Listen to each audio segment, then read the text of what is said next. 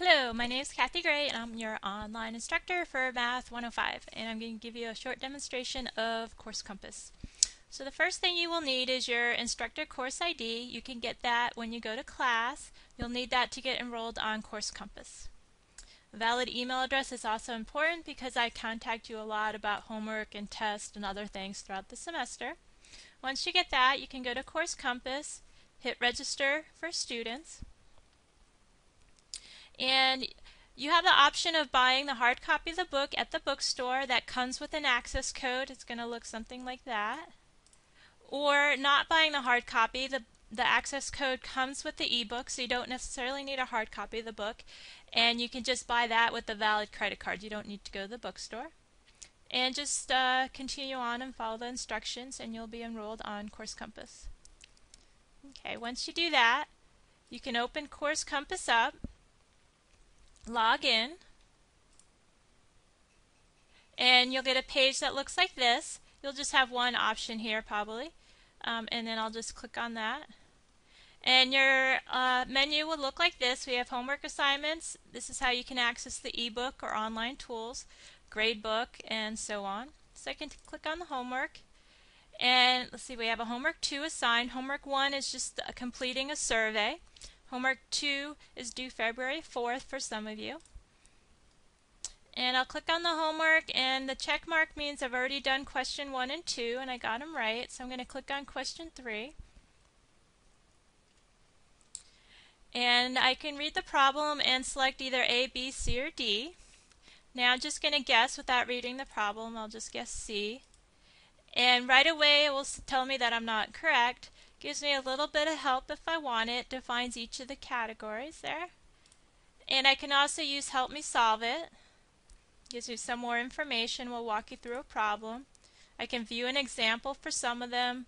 Textbook will take me to the ebook where all this information is defined.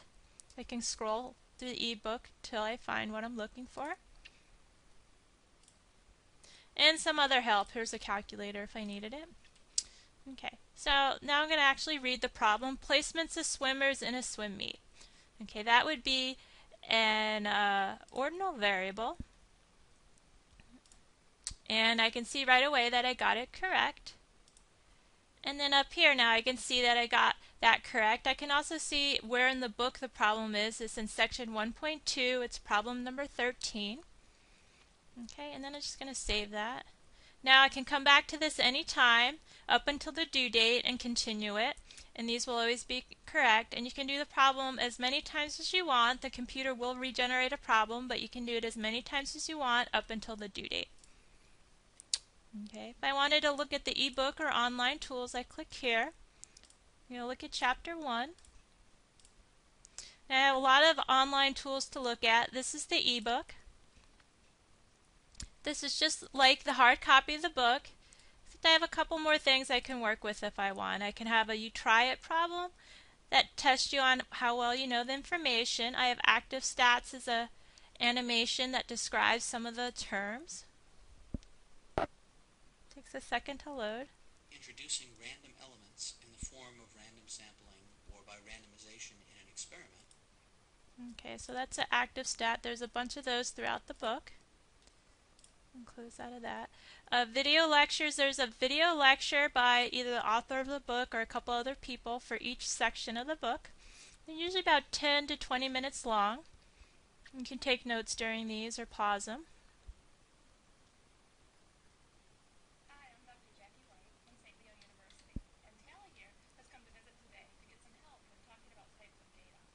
So what we're going to Okay, so those are the video lectures. They're not that entertaining, but they're only about 10-20 minutes long. And there's some other helpful stuff. There's PowerPoint slides for each section of the book.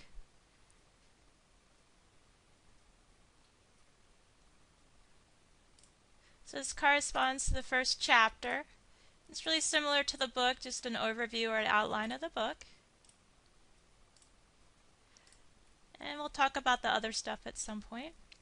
Okay, the grade book, you can always look at your grade. This will have your weekly grades that you get when you go to class, your test grades, and your homework grade, as well as your quiz grades. So right now, all I have in there is homework 2, and I'm not doing all that great. I have a 20%.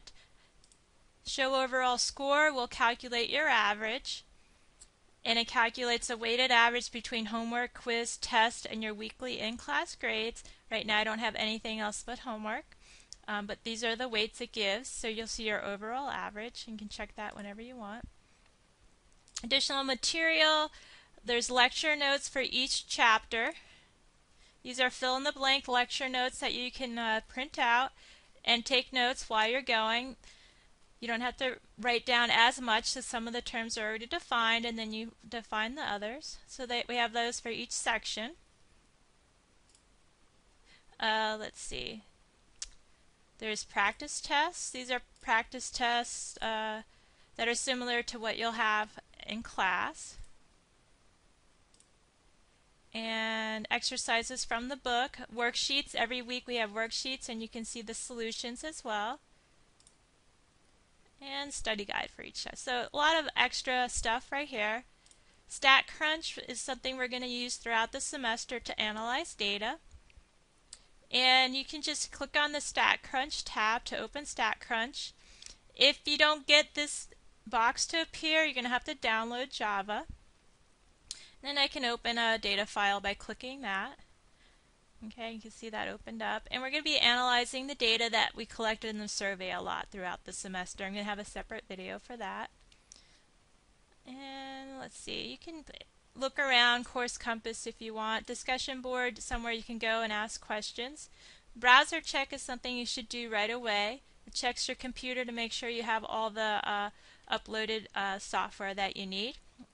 And TestGen is something optional, you won't need that. And since I have a check mark for each one, then I'm okay, but you might have to upload something on your computer. Alright, well that's all I can think of right now. Feel free to ask me any questions you want or come to my help session, which will be announced. I believe it's going to be on Wednesday, but I'll announce the time and place. And have a great semester.